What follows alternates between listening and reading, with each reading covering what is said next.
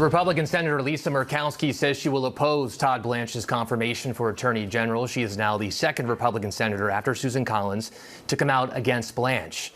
Now, Blanche cannot likely afford to lose any more Republican votes. That would really put his confirmation in jeopardy. We have Jay O'Brien on Capitol Hill joining us now for more. So, Jay, here we go again.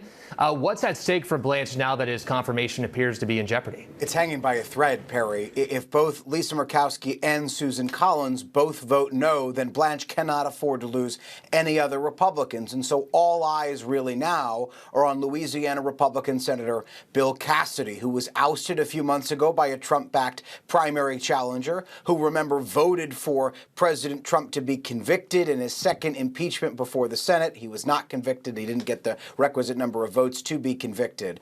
I say if because it's unclear exactly what Lisa Murkowski might do here. There is a possibility, emphasis on possibility, that she pairs her vote in a way with Mitch McConnell, who is absent, and essentially cancels each other out. That would change the math and make it so that Cassidy could vote no if he chose to. What's really telling here, Perry, though, is this statement that Lisa Murkowski put out this morning. In it, she says that she has a number of issues with Todd Blanche, and you see it there. She mentions Epstein. She mentions the immunity deal that Trump got after suing his own IRS.